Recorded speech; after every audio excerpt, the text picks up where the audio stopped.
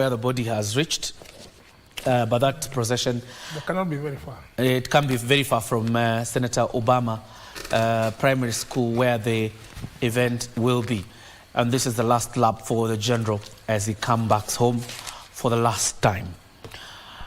General Francis Omondi Ogolla, who died on Thursday in a helicopter crash in West Pokot. He was there on a tour of duty to see his men and, of course, inspect works being done by his men. By the way, the military is engaged in the reconstruction of schools that were destroyed by banditry. And the president revealed it's a conversation they had had about the reconstruction of those schools.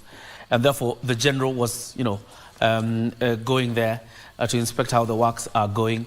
And as you heard from the president, he did not ask for money for the reconstruction of the schools. He went to his budget and found money that would reconstruct the schools. Gachagua, that's not a typical public servant. You know what typical public servants do? Well, that's what makes the difference between. Yeah. What the military is doing in those bandit-prone areas is not purely, not purely for security. They're also looking at community services. Yeah. We need to settle those people. Yeah. So that they stop wandering around all over the place. And we need to give them facilities that will help them settle. Schools, hospitals, water, those kind of things, so that they become settler communities, which will then be easy to provide security once they have settled, instead of this roaming around. So the military is heavily engaged in that part of the program. A typical public servant, Colonel Rioba, would tell the president probably needs 700 million to reconstruct these classes. But General sees the urgency, doesn't ask for money, goes to his budget that is allocated to the Kenya Defence Forces and gets money to reconstruct classes. It speaks of high discipline and integrity in leadership. Yeah, it's true. What Asava said is that when you get out there are things that you see because you are on the ground. And General Ogolla was literally on the ground,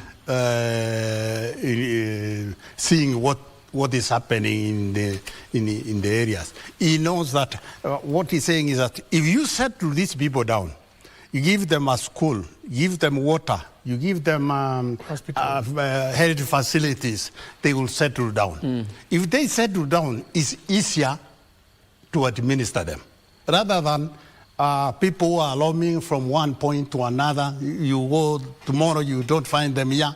They are moved to a different place, looking either for water or for other services. So if you build, and you build like now the families, bring the children to school, it's not easy to pull out the children again to another place. You are building them at school, now they are permanently there. That is what you could see the general doing. And not only there, but all over where the troops are deployed to do their work. The Deputy President and the Honorable Duale, as you would imagine, are the ones who are at the Kisumu International Airport to receive the body of the late general, and they have arrived. That means then the body is not really far off from the area. Probably in the next 5 minutes we'll have a body at Senator Obama Primary School. That's the